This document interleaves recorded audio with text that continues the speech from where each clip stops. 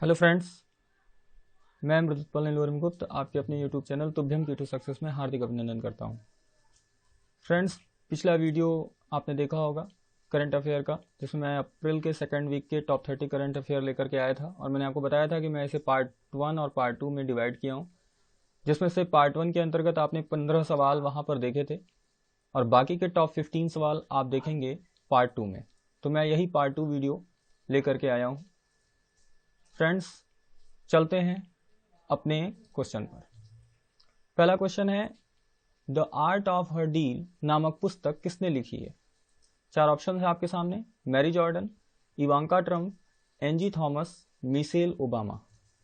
तो इसका सही आंसर है option number A, Mary Jordan. हाँ फ्रेंड्स, मैरी जॉर्डन ने यह पुस्तक लिखी है, the art of her deal.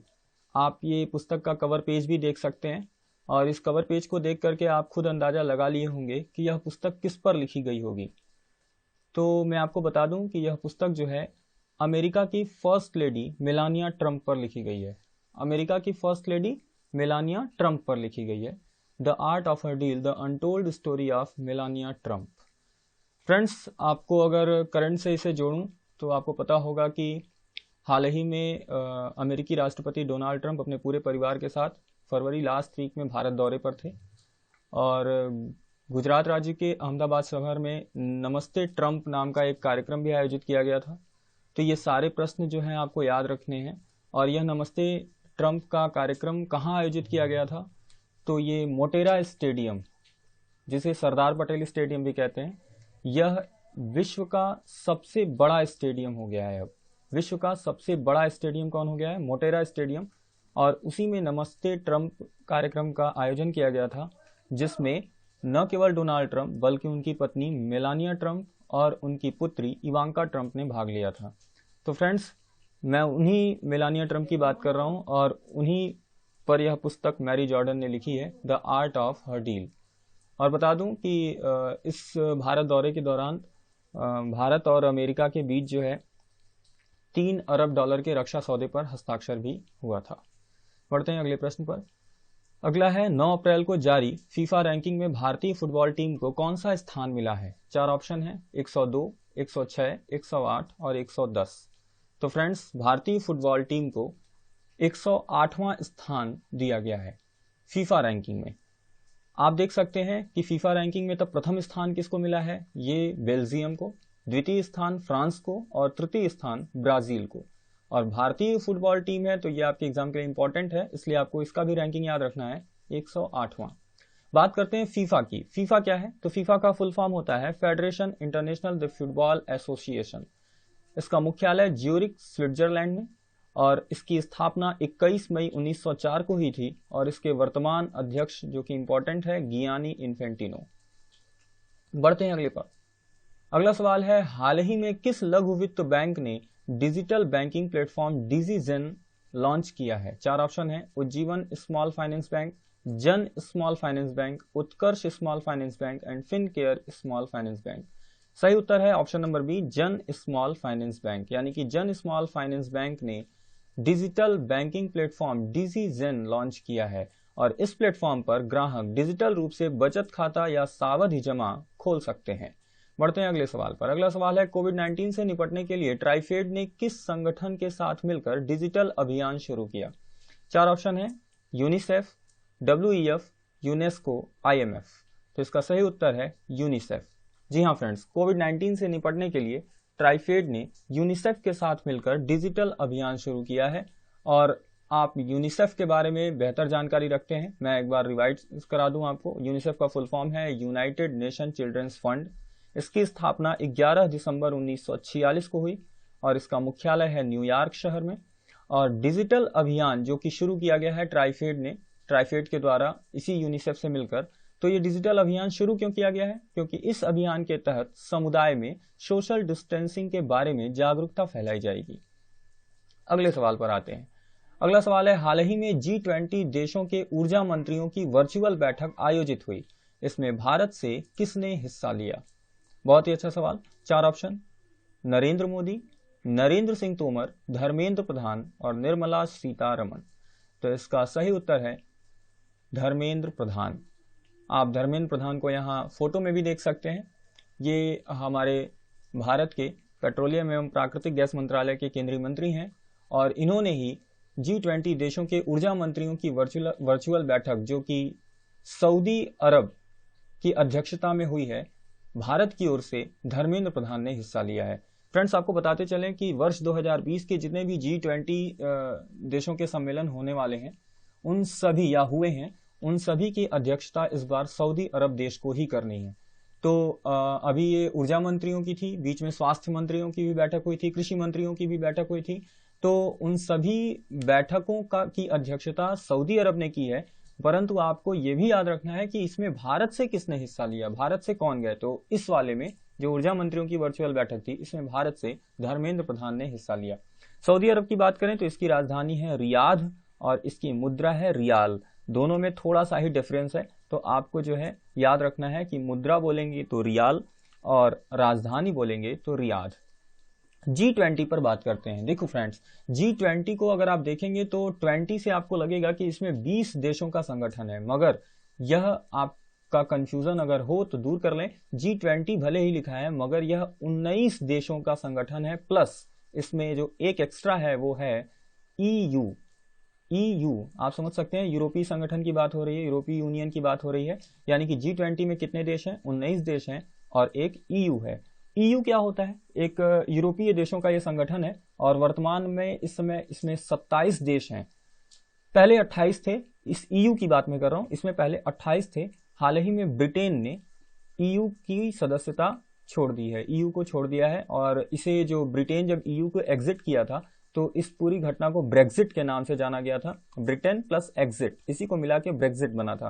तो ये ब्रेक्जिट बहुत ही ज्यादा चर्चा में था। और अगर आपसे पूछा जाए कि EU को हाल ही में किस देश ने छोड़ा है, हाँ, तो आपको बताना होगा ब्रिटेन ने छोड़ा है। और EU में इस समय वर्तमान समय में कितने देश हैं, तो आपको बताना होगा इसमें 27 देश हैं। हालांकि G20 की बात है तो G20 में 19 देश और EU ये मिला करके G20 बनता है। बढ़ते हैं अगले सवाल पर, परंतु उससे पहले अगर आपको ये वीडियो पसंद आ रहा होगा, आपको ये सवाल सारे स्तरीय लग रहे होंगे, तो प्लीज़ इसे एक लाइक अवश्य करेंगे, इसे वन स्टडी ग्रुप में जरूर शेयर करेंगे। और अगर अब तक आपने सब्सक्राइब नहीं किया है तो प्लीज़ इसे जरूर सब्सक्राइब करें। साथ ही दिए गए लिंक पर आप डिस्क्रिप्शन बॉक्स में जा करके हमारे टेलीग्राम चैनल और हमारे फेसबुक पेज से भी जुड़ सकते हैं। Thank you. अगले सवाल पर आते हैं। अगला सवाल है, 13 अप्रैल 2020 को जलियांवाला बाग हत्याकांड की कौन सी वर्षगांठ मनाई गई? बहुत ही इंपॉर्टेंट सवाल है। और अगर आप ऑप्शन देखें तो 100वीं, 101वीं, 99वीं और 102वीं। तो फ्रेंड्स, अगर आपको ये पता होगा कि जलियांवाला बाग हत्याकांड कब हुआ था तो आप इसका जवाब बहुत आसानी से दे सकते हैं। तो इसका जवाब मुझे लगता है आपको पता भी होगा। 13 अप्रैल 1919 को जलियांवाला बाग हत्याकांड हुआ था और उस समय से 2020 में जोड़ें तो इसका सही उत्तर होगा 101वीं वर्षगांठ। यानी कि 13 अप्रैल 2020 को जलियांवाला बाग हत्याकांड की 101वीं वर्षगांठ मनाई गई। आप यहाँ फोटो में भी देख सकते हैं। यह भारतीय इतिहास में एक बहुत ही दुखद दिन के रूप में इसको सम्मिलित किया गया है 13 अप्रैल 1919 को। और जलियांवाला बाग हत्याकांड बहुत ही ज्यादा फेमस है क्योंकि 13 अप्रैल 1919 को ही अमृतसर के जलियांवाला बाग में जनरल डायर ने निर्दोष लोगों पर गोलियां चलवाई थी।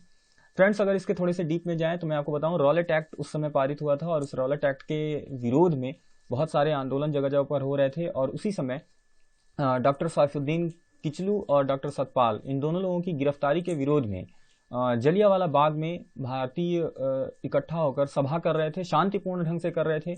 उसके बावजूद भी जनरल डायर ने इन निहत्थे लोगों पर गोलियां चलवा दी थी और इसमें न जाने कितने लोग घायल हुए और बहुत लोग मर गए। अलग अलग रिपोर्ट में अलग अलग ब्यौरे दिए गए हैं इनके मृत्यु और शहादत के। और मगर फिर भी ये हत्याकांड जलियांवाला बाग हत्याकांड के नाम से फेमस हुआ। और अगर आपसे पूछा जाए कि ये जलियांवाला बाग किस व्यक्ति की संपत्ति थी, तो यह जल्ली नामक व्यक्ति की संपत्ति थी। जल्ली नामक व्यक्ति की संपत्ति थी, ठीक है। और साथ ही आपसे ये भी पूछा जा सकता है कि जलियांवाला बाग हत्याकांड में किस भारतीय ने अंग्रेजों का साथ दिया था, तो उस भारतीय का नाम था हंसराज। हंसराज ने जलियांवाला बाग हत्याकांड में अंग्रेजों का साथ दिया था। तो ये सारे प्रश्न जो है इतिहास से रिलेटेड हैं। फिलहाल मैं इसे करंट से रिलेट करूंगा, तो आपको ये याद रखना है कि जलियांवाला बाग हत्याकांड की 13 अप्रैल 2020 को 101वीं वर्षगांठ मनाई गई। बढ़ते हैं अगले सवाल पर। किस राज्य सरकार ने विद्यार्थियों के लिए टॉप पेरेंट नामक मोबाइल ऐप लॉन्च किया है? 4 ऑप्शन है, उड़ीसा, मध्य प्रदेश, छत्तीसगढ़ और असम। तो इसका सही जवाब है मध्य प्रदेश। मध्य प्रदेश राज्य सरकार ने विद्यार्थियों के लिए टॉप पेरेंट नामक मोबाइल ऐप लॉन्च किया है। मैप में आप देख भी सकते हैं मध्य प्रदेश को, और मध्य प्रदेश से और भी जानकारी जुटा सकते हैं। इसकी राजधानी है आपका भोपाल। यहाँ के मुख्यमंत्री हाल ही में शिवराज सिंह चौहान बने हैं। इसके पहले कमलनाथ की सरकार थी जो कि गिर गई, और उसके बाद शिवराज सिंह चौहान की इसी लॉकडाउन के दौरान बनी है। और मध्य प्रदेश के राज्यपाल हैं लालजी टंडन। और मध्य प्रदेश के मुख्य नेशनल पार्क हैं कान्हा किसली, बांधवगढ़, पन्ना, सतपुड़ा और पेंच। फ्रेंड्स, मैं ये पेंच पर थोड़ी सी चर्चा करना चाहूंगा, क्योंकि पेंच नेशनल पार्क एक ऐसा नेशनल पार्क है जो 2 राज्यों में आता है, मध्य प्रदेश में भी आता है और महाराष्ट्र में भी आता है। तो अगर आपसे एग्जाम में ये पूछे कि पेंच नेशनल पार्क निम्नलिखित में से किस राज्य में स्थित है, और ऑप्शन में अगर मध्य प्रदेश और महाराष्ट्र दोनों दिया है, तो जरूर ऑप्शन नंबर ए और बी दोनों करेक्ट करना होगा आपको।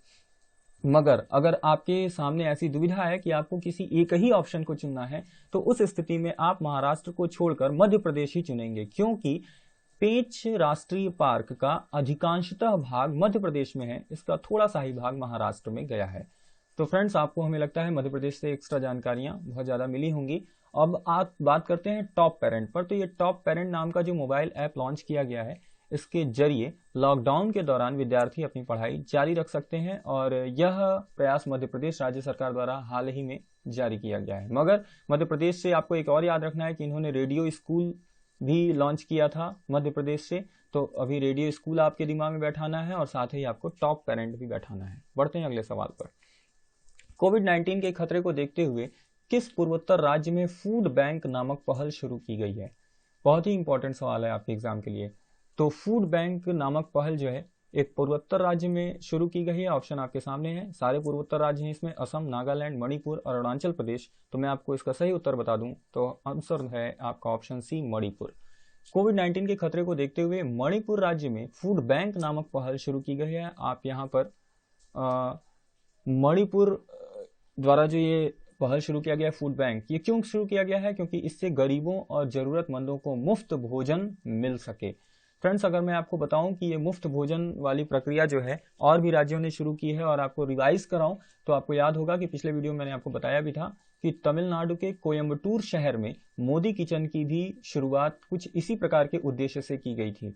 और हाल ही में मोस्ट इंपॉर्टेंट क्वेश्चन आपके यूपी स्पेशल में कि उत्तर प्रदेश सरकार ने भी जियो टैग किचन की शुरुआत की है, और इसका भी उद्देश्य यही है गरीबों और जरूरतमंदों को आसानी से खाद्य आपूर्ति हो, मुफ्त भोजन मिल सके। और एक क्वेश्चन आप उत्तर प्रदेश वाले से इस तरह भी जोड़ सकते हैं, अगर पूछे कि उत्तर प्रदेश ने जियो टैग किचन की शुरुआत किसकी मदद से की है, तो आपको बताना होगा कि यह गूगल की मदद से उत्तर प्रदेश सरकार ने जियो टैग किचन की शुरुआत की है। फिलहाल यहाँ फूड बैंक की बात है, तो फूड बैंक नामक पहल की शुरुआत की है मणिपुर ने, और मणिपुर से आप जान सकते हैं इसकी राजधानी इम्फाल, इसके मुख्यमंत्री एन बीरेन सिंह और इसके राज्यपाल हैं नजमा हेपतुल्ला। मणिपुर एक बहुत ही पूरे विश्व में प्रसिद्ध राज्य माना जा सकता है भारत का, क्योंकि मणिपुर के ही विष्णुपुर जिले में स्थित है कीबुल लामजाओ राष्ट्रीय उद्यान, जो कि मोस्ट इंपॉर्टेंट राष्ट्रीय उद्यान है। क्यों, इसकी क्या विशेषता है? तो यह विश्व का इकलौता तैरता हुआ राष्ट्रीय उद्यान है, मतलब कि फ्लोटिंग, पूरे वर्ल्ड का एक फ्लोटिंग नेशनल पार्क है, और यह मणिपुर में ही स्थित लोकटक झील का ही एक अभिन्न हिस्सा है। तो क्वेश्चन में यह भी पूछा जाता है कि लोकटक झील किस राज्य में है, किस राज्य से संबंधित है, तो आप ये भी उत्तर बता सकते हैं मणिपुर। इससे पूरे लाइन में कई सारे क्वेश्चन बन सकते हैं। तो कीबुल लामजाओ राष्ट्रीय उद्यान मणिपुर में है, और यह विश्व का इकलौता तैरता हुआ राष्ट्रीय उद्यान है, लोकटक झील का एक अभिन्न हिस्सा है। और अगर पूछा जाए कि किस जिले में स्थित है, तो आप बहुत डीप जाकर के मैं आपको बता रहा हूँ, आप इसका जिला भी याद रख सकते हैं, विष्णुपुर जिले में है। और हाल ही में संगाई महोत्सव भी मणिपुर में मनाया गया है, तो ये भी आप याद रखिए कि संगाई महोत्सव अगर एग्जाम में पूछे किस राज्य में मनाया जाता है, तो मणिपुर में मनाया जाता है। कारण क्योंकि संगाई एक हिरन है, हिरन की प्रजाति है, और ये मणिपुर का राजकीय पशु होता है। तो मणिपुर के राजकीय पशु होने के कारण वहां पर प्रतिवर्ष संगाई महोत्सव का आयोजन किया जाता है। बढ़ते हैं अगले सवाल पर। अगला सवाल है, कोविड-19 के कारण किस देश के प्रसिद्ध कॉमेडियन टिम ब्रूक टेलर का निधन हो गया? बहुत ही अच्छा सवाल। 4 ऑप्शन आपके सामने हैं, ब्रिटेन, अमेरिका, न्यूजीलैंड, कंबोडिया। तो सही उत्तर है इसका ऑप्शन नंबर ए, ब्रिटेन। कोविड-19 के कारण ब्रिटेन के प्रसिद्ध कॉमेडियन थे ये टिम ब्रूक टेलर, और हाल ही में इनका निधन हो गया। आपको याद आ रहा होगा तो पिछले वीडियो में मैंने एक और हास्य अभिनेता केन शिमुरा का निधन बताया था, जो कि जापान से संबंधित थे। और उनकी मृत्यु के ही बाद जापान थोड़ा सकते में आया और उसे लगा कि कोविड-19 बहुत ही भारी पड़ सकता है देश को, और उसने पूरे देश में राष्ट्रीय आपातकाल घोषित किया है 6 मई 2020 तक। तो आपको ये दोनों चीजें याद रखनी है। आप यहाँ फोटो भी देख सकते हैं, ये हैं ब्रिटेन देश के प्रसिद्ध कॉमेडियन टिम ब्रूक टेलर। साथ ही इनके बारे में अगर मैं आपको बताऊं कि टिम ब्रूक टेलर क्यों इतने प्रसिद्ध थे, तो ये एक शो था, I am sorry I haven't a clue. इस नामक शो के लिए ये बहुत ही ज्यादा लोकप्रिय थे। मैं फिर से रिवाइज करूं, I am sorry I haven't a clue नामक शो के लिए टिम ब्रूक टेलर अत्यंत प्रसिद्ध थे, और हाल ही में इनका कोरोना वायरस के कारण निधन हो गया है। बढ़ते हैं अगले सवाल पर, मगर उससे पहले मैं आपको एक नज़र डालवाना चाहता हूं कोविड-19 से होने वाले निधन, और अप्रैल माह के ये निधन है। आप मैं बहुत मेहनत से इसको इकट्ठा किया हूं, आप इसको देखेंगे, मुझे लगता है आपके लिए कारीगर सिद्ध होगा कि कोविड-19 से अप्रैल माह में कौन कौन से एक नोटेबल व्यक्तियों का निधन हुआ है। जिसमें पहले हैं एडम स्लेसिंगर। इनके नाम में भी सिंगर आ रहा है, तो बड़े आसानी से आप याद रख सकते हैं कि ये सिंगर होंगे, आई मीन गायक और संगीतकार होंगे। और ये किस देश से हैं, तो यूएसए देश से हैं। और इनकी खासियत यह है कि 2019 में इन्होंने एमी पुरस्कार जीता था, और इस बार ये ऑस्कर तथा गोल्डन ग्लोब के लिए भी नामित थे। क्या पता ये अगर जीवित होते तो इन्हें ये मिल भी जाता। मगर आपको ये एग्जाम में क्वेश्चन बना के पूछा जा सकता है कि हाल ही में कोविड-19 से एडम स्लेसिंगर की मौत हो गई, की मृत्यु हो गई, वो किस देश से संबंधित थे। इस तरह भी पूछा जा सकता है कि वे थे क्या थे, आपको बताना होगा। वैज्ञानिक थे, गायक थे, अभिनेता थे, प्रधानमंत्री थे, इस तरह से प्रश्न बनाए जा सकते हैं। तो बढ़ते हैं इसके दूसरे नंबर पे, गीता राम जी। ये भारतीय मूल की थी, विषाणु वैज्ञानिक थी, दक्षिण अफ्रीका में। और दक्षिण अफ्रीका में कोविड-19 से मरने वाली भारतीय मूल की ये पहली व्यक्ति बन गई हैं। तीसरे नंबर पे स्पेन देश की प्रिंसेस मारिया टेरेसा का भी हाल ही में कोविड-19 से मृत्यु हो गया है, और ये शाही परिवार की पहली सदस्य के रूप में थी। अभी मैंने आपको बताया हास्य अभिनेता केन शिमुरा, जो जापान से संबंधित थे, इनकी भी मृत्यु कोविड-19 से हुई है। और लीबिया के पूर्व प्रधानमंत्री महमूद जिब्रिल भी कोविड-19 से होने वाले निधन में शामिल हैं। एक मोस्ट इंपॉर्टेंट है भारत के प्रोफेसर अर्जुन देव, जो कि एनसीईआरटी की किताबों में भी इतिहासकार के रूप में कार्य कर चुके हैं। उनका भी निधन कोविड-19 से हुआ है। और एक अमेरिका के प्रसिद्ध अभिनेता फॉरेस्ट कॉम्पटन, जो द एज ऑफ नाइट में शानदार अभिनय के लिए जाने जाते हैं, इनकी भी मृत्यु कोविड-19 से ही हुई है। और आखिरी है अमेरिका के जॉन प्राइन।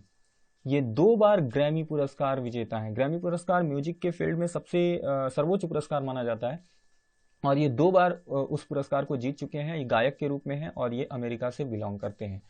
कोविड-19 से होने वाले निधन हमने जान लिए फ्रेंड्स। अब चलते हैं अन्य निधन पर, जो अप्रैल माह में हुए हैं और इनका कोविड-19 से कोई लेना देना नहीं है। जिसमें मोस्ट इंपॉर्टेंट आपको याद रखना है, सबसे पहला पॉइंट, अशोक देसाई, जो कि भारत के पूर्व महान्यायवादी थे।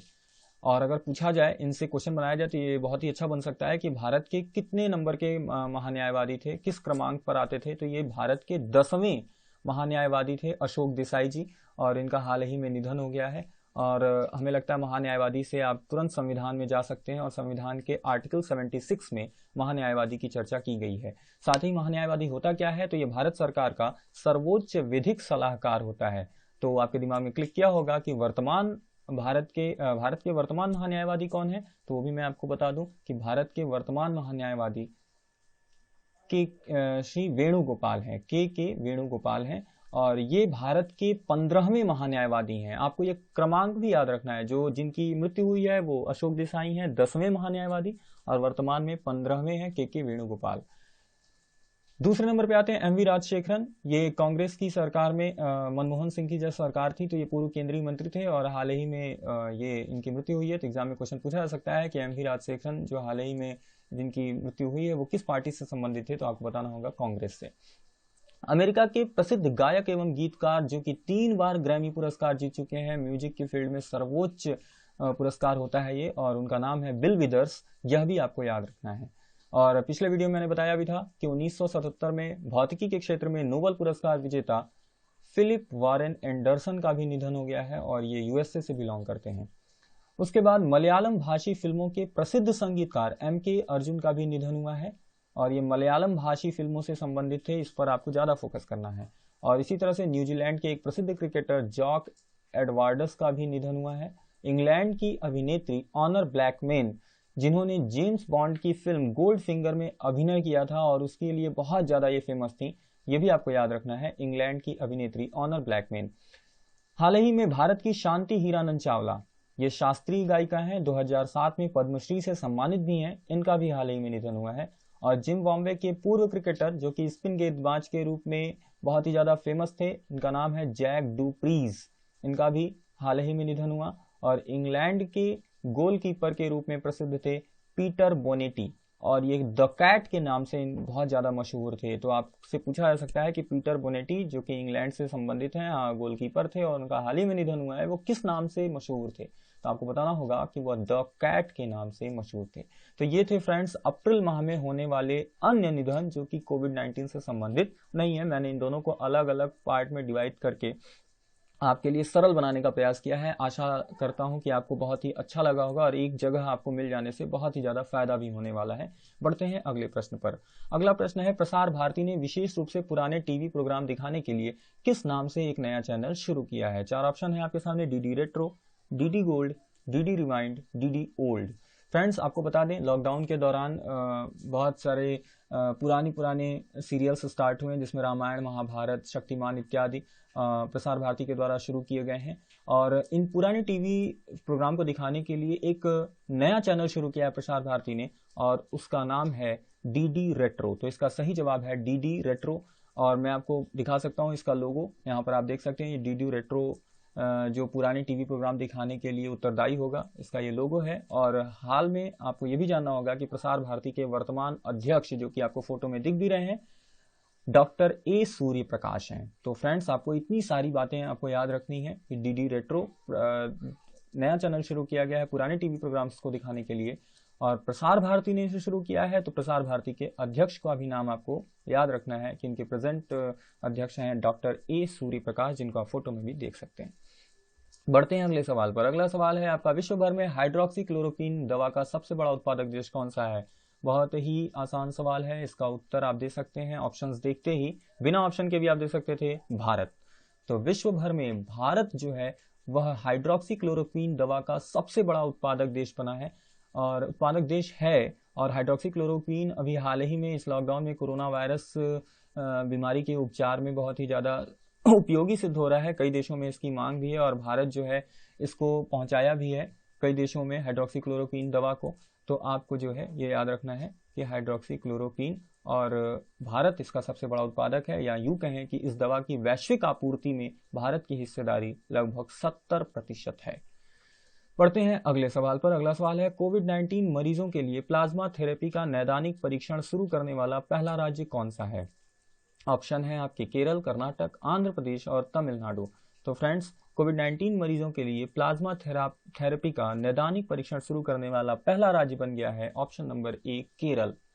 और आप यहाँ मैप में भी देख सकते हैं, ये मैप में आपका केरल दिखाई दे रहा है। केरल से आपको एक्स्ट्रा चीजें जाननी है कि यहाँ की राजधानी है तिरुवनंतपुरम, मुख्यमंत्री हैं पिनरई विजयन, और यहाँ के राज्यपाल हैं वर्तमान आरिफ मोहम्मद खान। और यहाँ से आपको एक नेशनल पार्क अचानक आपके दिमाग में आ जाना चाहिए, पेरियार नेशनल पार्क और शांत घाटी, ये केरल से संबंधित हैं। और हाल ही में केरल ने प्लाज्मा थेरेपी का नैदानिक परीक्षण शुरू किया है और देश का पहला राज्य बना है। बढ़ते हैं अगले सवाल पर। अगला सवाल है, यूनियन बैंक ऑफ इंडिया के नए कार्यकारी निदेशक कौन बने हैं? मोस्ट इंपॉर्टेंट सवाल है। 4 ऑप्शन है आपके, निरुपमा राय, विरूपाक्ष मिश्रा, दीक्षा गहलोत और अमित चतुर्वेदी।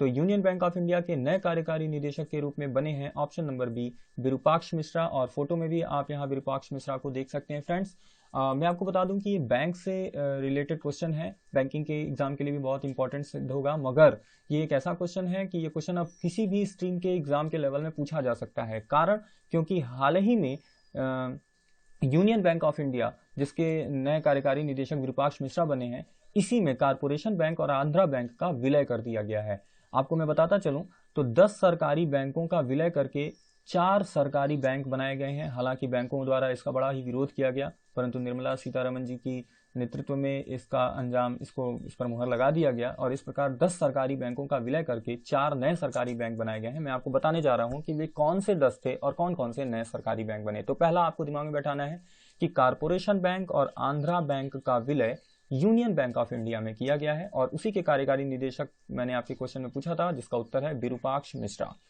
दूसरा जो विलय किया गया वो पंजाब नेशनल बैंक में किया गया। और पंजाब नेशनल बैंक में किसका किसका किया गया? यूनाइटेड बैंक ऑफ इंडिया और ओरिएंटल बैंक ऑफ कॉमर्स, इन दोनों बैंकों का विलय पंजाब नेशनल बैंक में किया गया और इस प्रकार पंजाब नेशनल बैंक दूसरा सबसे बड़ा बैंक बन चुका है फ्रेंड्स।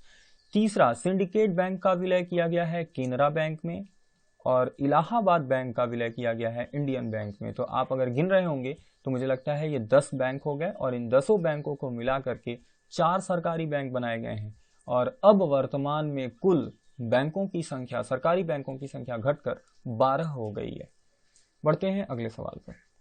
अगला सवाल है, आईएमएफ की प्रमुख क्रिस्टालिना जॉर्जीवा ने आरबीआई के किस पूर्व गवर्नर को अपने बाह्य सलाहकार के समूह में शामिल किया है? बहुत ही इंपॉर्टेंट, मोस्ट इंपॉर्टेंट सवाल है ये आपके इकोनॉमिक्स से और इसका उत्तर होगा, आप ऑप्शन पहले देख लें, वाई वी रेड्डी, उर्जित पटेल, विमल जालान और रघुराम राजन। तो बहुत से लोगों को इसका उत्तर पता होगा, option number D Raghuram Rajan. हाल ही में इन्हें आईएमएफ के बाह्य सलाहकार समूह में शामिल किया गया है और ये आरबीआई के पूर्व गवर्नर भी रह चुके हैं। आप यहाँ फोटो में भी उनको देख सकते हैं, ये हैं रघुराम राजन और ये रघुराम राजन 2013 से 2016 तक आरबीआई के 23वें गवर्नर थे। फ्रेंड्स, मैं आपको बता दूं कि जब ये प्रश्न पूछा जाएगा आपके एग्जाम में तो रघुराम राजन इसका उत्तर है, ये सभी जानेंगे, मगर जब ये पूछा जाएगा कि वो किस क्रमांक के गवर्नर थे, ये आपको जरूर जानना है। क्योंकि आप तो उद्यम चैनल से जुड़े हैं तो मैं आपको एकदम डीप ले जाकर के बताना चाह रहा हूं, तो आपको इसका 23वां क्रमांक भी याद रखना है। हाल ही में इस समय अगर आप देखें तो 25वें गवर्नर हैं, वर्तमान गवर्नर हैं जो, वो हैं शक्तिकांत दास और ये 23वें गवर्नर है। तो बीच में आया होगा 24वें, तो 24वें कौन थे? उर्जित पटेल जी थे। तो 23वें गवर्नर रघुराम राजन, 24वें उर्जित पटेल और 25वें जो वर्तमान है वो हैं शक्तिकांत दास। और ये आईएमएफ की प्रमुख क्रिस्टालिना जॉर्जीवा, इस सवाल में भी आप देख रहे होंगे कि एक अन्य सवाल जुड़ा हुआ है और हाल ही में इनकी भी पोस्टिंग की गई है। तो ये दिमाग में बैठाइएगा कि अंतर्राष्ट्रीय मुद्रा कोष है ना, इंटरनेशनल मॉनेटरी फंड की प्रमुख कौन बनी है? तो क्रिस्टालिना जॉर्जीवा बनी है और इन्हीं ने ही आरबीआई के पूर्व गवर्नर 23वें गवर्नर रघुराम राजन जी को अपने बाह्य सलाहकार समूह में शामिल किया है। अब बात करते हैं आरबीआई की। आरबीआई की स्थापना हुई थी 1 अप्रैल 1935 आरबीआई एक्ट 1934 के तहत और इसकी स्थापना जब हुई थी तो कोलकाता में हुई थी, मगर वर्तमान आरबीआई का मुख्यालय जो है बाद में मुंबई हो गया और आरबीआई के वर्तमान गवर्नर अभी मैंने आपको बताया 25वें क्रमांक के शशिकांत दास और हाल ही में इसी अप्रैल माह के प्रथम दिन 1 अप्रैल 2020 को आरबीआई का 85वां स्थापना दिवस मनाया गया। अब बात करें अगर आईएमएफ की, तो आईएमएफ से भी फैक्ट याद रखना आपको, आईएमएफ की स्थापना 27 दिसंबर 1945 को हुई। इसका मुख्यालय वाशिंगटन डीसी में है और आईएमएफ की मुख्य आर्थिक सलाहकार मोस्ट इंपॉर्टेंट है आपके लिए, क्योंकि ये भारतीय मूल की गीता गोपीनाथ को बनाया गया है। क्योंकि ये भारतीय मूल की है इसलिए मोस्ट इंपॉर्टेंट है और आईएमएफ की मुख्य आर्थिक चीफ इकोनॉमिस्ट हैं ये गीता गोपीनाथ। और साथ ही में आईएमएफ का आपको नवीनतम सदस्य भी याद रखना है, क्योंकि आईएमएफ जो है वो 189 देशों का संगठन है और एकदम नवीनतम 189वां कौन सा देश जुड़ा है? वो है नाउरू। तो आपको याद रखना है कि नाउरू। और अगर आपको आईएमएफ याद हो गया फ्रेंड्स तो विश्व बैंक भी आपको याद हो जाएगा, क्योंकि जो विश्व बैंक के मतलब सदस्य होते हैं वो ऑटोमेटिकली आईएमएफ के भी हो जाते हैं, या यूं कहें जो आईएमएफ के होते हैं वो विश्व बैंक के भी हो जाते हैं।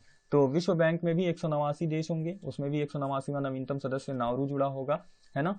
तो ये आईएमएफ से आप इतनी चीजें जाने, मोस्ट इस पर आपको फोकस करना है गीता गोपीनाथ पर। बढ़ते हैं अगले पर। अगला है कोविड-19 मरीजों के लिए आयुर्वेद का उपयोग करने वाला पहला राज्य कौन बना? 4 ऑप्शन है, गोवा, बिहार, पंजाब, हरियाणा और सही उत्तर है इसका गोवा। और गोवा आप यहाँ पर मैप में भी देख सकते हैं, बहुत छोटा सा राज्य है ये, है ना। क्षेत्रफल के दृष्टिकोण से सबसे छोटा राज्य है गोवा, आपको ये पता भी होगा। और यहाँ पर कोविड-19 मरीजों के लिए आयुर्वेद का उपयोग करने वाला यह पहला राज्य बना है। और गोवा से एक्स्ट्रा फैक्ट अगर आप जानना चाहें तो मैं आपको बताऊं कि इसकी राजधानी है पणजी, यहाँ के मुख्यमंत्री हैं बीजेपी के प्रमोद सावंत और राज्यपाल हैं सत्यपाल मलिक। और यह गोवा जो है इस मामले में भी इम्पोर्टेंट हो जाता है इस कोविड-19 के लिए, क्योंकि यह कोरोना वायरस से पूर्णतया मुक्त होने वाला देश का पहला राज्य बन गया है। कई राज्य जो हैं इस समय जो है कोरोना वायरस से पूरी तरह मुक्त हो चुके हैं इसमें, मगर सबसे पहले स्थान पर कौन मुक्त हुआ है? तो गोवा। दूसरे स्थान पर कौन मुक्त हुआ है फ्रेंड्स? तो मणिपुर। तो आपको ये याद रखना है कि गोवा जो है कोरोना वायरस से पूर्णतः मुक्त होने वाला देश का पहला राज्य बना है। अच्छा, ये आप यहाँ देख रहे होंगे कि राज्यपाल जो सत्यपाल मलिक यहाँ पर बने हैं, इसमें वर्तमान राज्यपाल हैं जो गोवा के, वो पहले जम्मू कश्मीर के अंतिम राज्यपाल के रूप में थे। अंतिम राज्यपाल क्यों बोल रहा हूँ फ्रेंड्स, इस पर थोड़ा सा फोकस कर लेते हैं, क्योंकि जम्मू कश्मीर पहले एक राज्य था और आर्टिकल 370 हटने के पश्चात जम्मू कश्मीर को 2 केंद्र शासित प्रदेशों में बांट दिया गया, एक जम्मू कश्मीर और एक लद्दाख। तो अब आपको पता चल ही गया होगा कि अगर पहले जम्मू कश्मीर राज्य था तो वहां राज्यपाल का पद होता था, तो जम्मू कश्मीर के अंतिम राज्यपाल के रूप में ही थे सत्यपाल मलिक, और जब ये 370 वहां से हटा तो सत्यपाल मलिक जी का वहां से तबादला किया गया और इन्हें गोवा का वर्तमान राज्यपाल घोषित किया गया। तो ये मोस्ट इंपॉर्टेंट हो गए हैं सत्यपाल मलिक, क्योंकि ये इतिहास के अब जीके में बन गए हैं, क्योंकि बार बार पूछा जाएगा आपसे आने वाली परीक्षाओं में कि जम्मू कश्मीर जब एक राज्य हुआ करता था तो उस समय उसके अंतिम राज्यपाल कौन थे, तो आपको बताना होगा सत्यपाल मलिक। तो आपके दिमाग में ये भी क्लिक किया होगा कि जम्मू कश्मीर अब तो केंद्र शासित प्रदेश बन चुका है, तो अब तो वहां राज्यपाल का पद होगा ही नहीं, उपराज्यपाल का पद होगा। तो जम्मू कश्मीर केंद्र शासित प्रदेश के प्रथम उपराज्यपाल कौन बने हैं, तो ये आपको मैं बता दूं, तो ये बने हैं गिरीश चंद्र मुर्मू। बहुत ही इंपॉर्टेंट है, हाल ही में ये सारी घटनाएं हुई हैं, तो आपके एग्जाम से बहुत ही ज्यादा पूछे जाने की इसमें संभावना भी है। जम्मू कश्मीर के प्रथम उपराज्यपाल कौन बने हैं, गिरीश चंद्र मुर्मू। और इसी तरह लद्दाख के प्रथम उपराज्यपाल कौन बने हैं, तो वो हैं RK माथुर। आपको ये दोनों ही नाम बहुत ही इंपॉर्टेंट है, याद रखना है।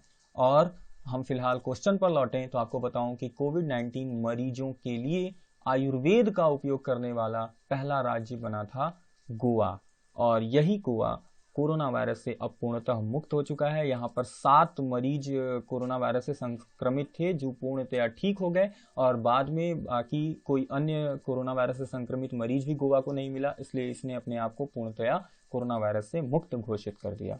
तो फ्रेंड्स, ये थे हमारे टॉप 30 सवाल, और जो कि पार्ट 2 में 15 सवाल को मैंने रखा था। पार्ट 1 में भी आपने अगर नहीं देखा होगा तो प्लीज़ जाकर के हमारे डिस्क्रिप्शन बॉक्स में लिंक दिया हुआ है, आप उस पर जाएं और जरूर से हमारा अप्रैल सेकंड वीक का पार्ट 1 जरूर देख लें। फिलहाल आते हैं आपके प्रश्न त्रिवेणी कार्यक्रम में, और पुराने प्रश्न त्रिवेणी जो कि पिछले पार्ट 1 के वीडियो में मैंने आपको दिया था, उसमें पहला सवाल दिया था, निम्न में कौन सा शहर भारत का ग्लोबल एक्टिव सिटी बना है, तो इसका सही उत्तर था B, Bokaro, Jharkhand. Question number 2 दिया था मैंने, नासा आर्टेमिस मिशन के द्वारा किस वर्ष तक चंद्रमा पर मानव बेस कैंप स्थापित कर देगा, तो इसका सही उत्तर था बी, 2024 तक। और ऑप्शन क्वेश्चन नंबर 3, भारतीय वायुसेना ने ऑपरेशन संजीवनी के तहत कोविड-19 से मालदीव देश की मदद के लिए किस परिवहन विमान का उपयोग किया। मोस्ट इंपॉर्टेंट सवाल, बहुत ही स्तरीय सवाल। इसका उत्तर है ऑप्शन नंबर ए, C-130J। बहुत से लोगों ने इसका कमेंट बॉक्स में उत्तर भी दिया, बहुत से लोगों जिन्होंने दिया, मुझे लगता है सभी लोगों ने सही उत्तर दिया है, कोई भी उसमें गलत उत्तर नहीं दिया। परंतु जो लोग उत्तर जानते हुए भी कमेंट बॉक्स के सेक्शन में नहीं लिखे, मेरी उनसे विनम्र प्रार्थना है कि आप अगर उसका उत्तर लिखेंगे तो शायद वो आपके मन मस्तिष्क पर हमेशा के लिए अंकित हो जाएगा। तो प्लीज आप अगले प्रश्न त्रिवेणी पर मैं आपको ले चल रहा हूं, और ये है आज का प्रश्न त्रिवेणी। और यहां पर भी आपको 3 प्रश्न दिए जाएंगे, और इन तीनों प्रश्नों के उत्तर अगर आपको आ रहे हों, और मजे की बात है कि ये प्रश्न त्रिवेणी कार्यक्रम में जो तीनों प्रश्न मैं रख रहा हूँ ये पिछले वीडियो से ही संबंधित है, तो अगर निश्चित रूप से आपने देखा होगा हमारा वीडियो तो इसका उत्तर आपके पास होगा। तो लिखने में शर्माए न, हमारे कमेंट सेक्शन में जरूर से आप इन तीनों प्रश्नों का उत्तर दें। पहला प्रश्न है, सैनिटाइजर टनल स्थापित करने वाला देश का पहला रेलवे स्टेशन, आपको बताना है। आपके सामने 4 ऑप्शन है। क्वेश्चन नंबर 2 मैंने दिया, भौतिकी के क्षेत्र में 2019 का नोबेल पुरस्कार किसे दिया गया है, आपके सामने 4 ऑप्शन है। और क्वेश्चन नंबर 3 है, विदेश मंत्रालय के नए प्रवक्ता के रूप में अनुराग श्रीवास्तव को नियुक्त किया गया है, और ये निम्न में से किसका स्थान लिए हैं। 4 ऑप्शन यहाँ पर भी आपको दिया गया है। फ्रेंड्स, अगर आपको इन तीनों प्रश्नों का उत्तर पता हो तो प्लीज हमारे कमेंट बॉक्स में इन तीनों का उत्तर जरूर दर्ज करें। इससे संबंधित अगर एक्स्ट्रा जानकारी भी हो आपके पास तो उसे भी कमेंट बॉक्स में जरूर लिखें। तो ये था आज का प्रश्न त्रिवेणी कार्यक्रम, और इस प्रकार मैं आपके अप्रैल सेकंड वीक के टॉप 30 क्वेश्चंस आपके सामने रख दिया।